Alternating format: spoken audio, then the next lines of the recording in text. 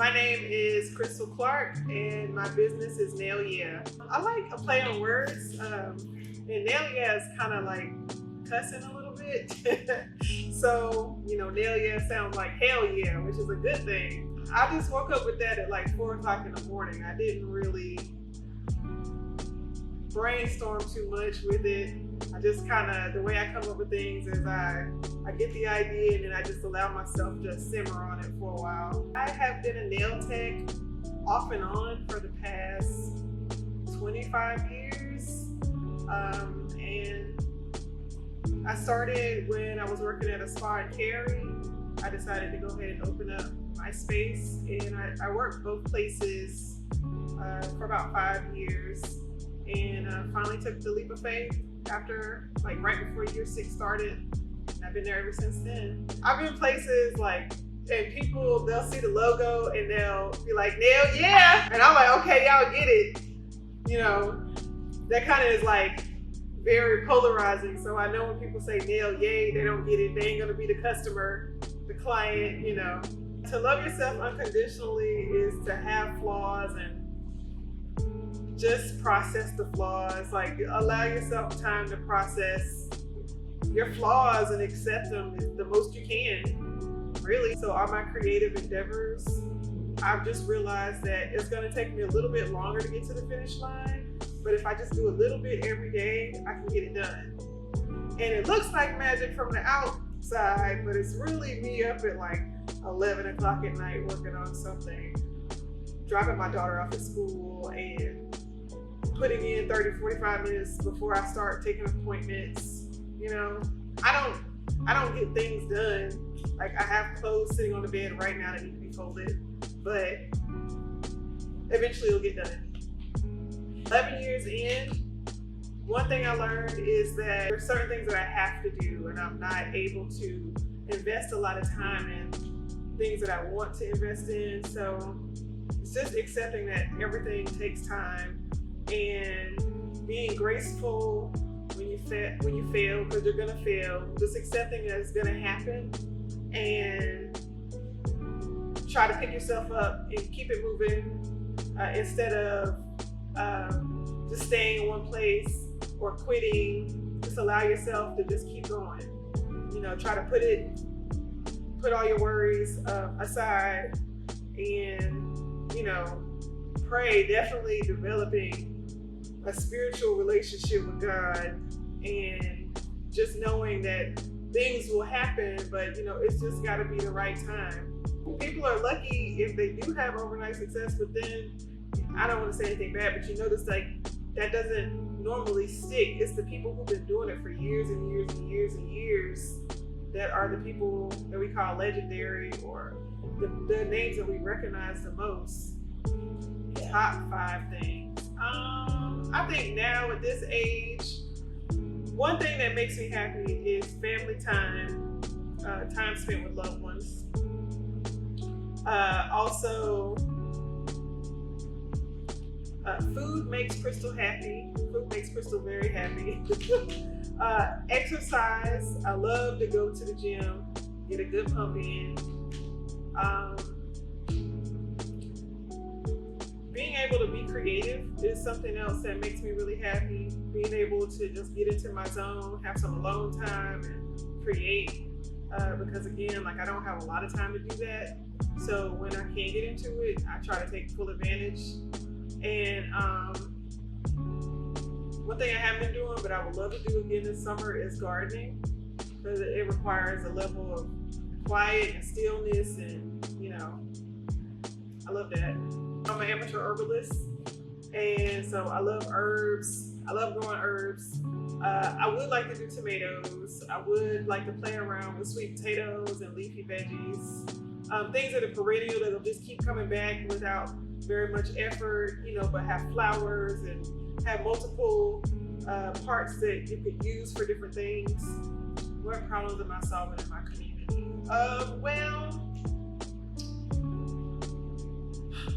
I'm trying to lean more into education, because there's still so much misinformation for nails.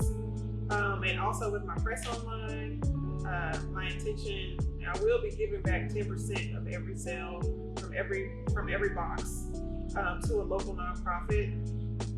So I can be giving on a regular basis something amount, like money. I educate people. I don't know, I had an aha moment at one point in regards to education that there are certain things we just don't learn. So my mother was a hairstylist, my father worked in the hospital. There were certain conversations that happened in our home that I had to realize other people were not having in their homes. So if there's conversations happening amongst nail techs, I think it's good to communicate those facts, those things to our customers so you can be more informed when you are receiving a service. Even if you don't come to me, it's good to know that if somebody has a dirty nail file or buffer, that you don't need to go there anymore because they're using it on multiple people, and that could give you a nail fungus. If somebody leaves the rings of fire on your nails, or your nails hurt after you take them off, or they're using a credit card, people use credit cards and stick them under people's nails and force the nail off. I try to be theatric, dramatic in my expression when someone tells me, oh yeah, they took a credit card. I want them to know, like, that's wrong. You shouldn't pay somebody to hurt you like that. So I feel like it's important for me to be trustworthy, and even after someone leaves my chair, because they're only your client while they're in your chair, that they can take that knowledge and they can use it in the future and then tell their friends. Because women, we tell our friends everything. We talk about things and we educate each other. So yeah, just using the table to educate people so they can make better decisions, because like I said, you don't learn about this stuff in school. Nobody ever teaches you, and everything is hearsay. So what's a better source than a nail tech? Future of nail, yeah. Yesterday I was on a post and this guy was painting his nails with Sally Henson, and I love Sally Henson. It's like when I was a kid and I would get my money, I'd go to Revco. Y'all know where Revco used to be. CVS used to be Revco. I get my money and I go there and buy Sally Henson polish. And recently I realized that I want Nail Yeah to be like a Sally Henson. Like always there, always on trend or ahead of the trend, but just silent. I don't have to be the big line. I want to be the line that just is around and steady. So for my press-ons, I decided to take an approach of, instead of having a bunch of random designs, I want to really mirror what I see people getting. So I picked a bunch of classics, French manicures, milky whites, and also elevated classics, colored Frenches, and a little bit of nail art. Not anything too crazy or over the top, because generally most people, you have to pull that out of them. For me, a small percentage of my clients, like not even half of my clients, are getting nail art on a regular basis. That's just the reality for me. And my clientele tends to be a little bit older. So I want to cater to them. I want to cater to the women who have professional jobs,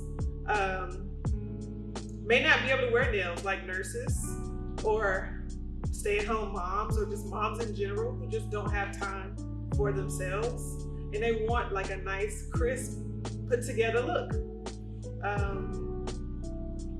And in the future, I would like to expand my line, and I would like to couple the education with the products so people feel empowered, because since COVID, a lot of people have been doing nails at home on their own. And I just want to continue to empower people, not in a gimmicky way, but in a real way, so they know how to take care of their nails at home. The price line that I'm starting, or I've started, in each pack you get 15 different sizes. And there's 30 nails in 15 different sizes, and it's pretty general. So that's what I'm talking about with education. I'll make recommendations based on people's nail shape or even the length of their nails, like their nail bed, so that they can make a better informed decision of what nails to buy. Because press-ons are made on a machine. They're not gonna fit everybody. You know, it's like shoes. Sometimes you gotta add a little pad to your shoes, or you gotta take them to get stretched because your baby toe on the right foot is a little bit wider than the left foot. So I do offer a service where I can make customized press-ons for you. But even that's limited to the nail tips that I have at the salon. So, but like I said, generally the nails that I'm offering, it's a great fit. They fit a lot like Gel-X nails, and they're a little bit thicker than most press-ons, but more flexible. And yeah, that's really it. I think the biggest takeaway I've had from becoming an entrepreneur is the amount of time that it takes. And my advice to other people who want to become entrepreneurs, or people who are just starting out, or even in the middle, is, like I said, things just take time and patience. And you have to have a little bit of both. Sometimes you're going to have a little bit more one than the other, and that's okay. Find something. For me, it's working out that takes your mind off of the thing that you're doing, because you can't do it all the time. You got to give yourself, pour into yourself, because after you're finished doing this thing, you're still going to be you. So just be careful with your time in general. You can find me on Instagram, Facebook, TikTok at Nailyeah. That's NALYEAH. And you can also check out my website, nailyeah.com.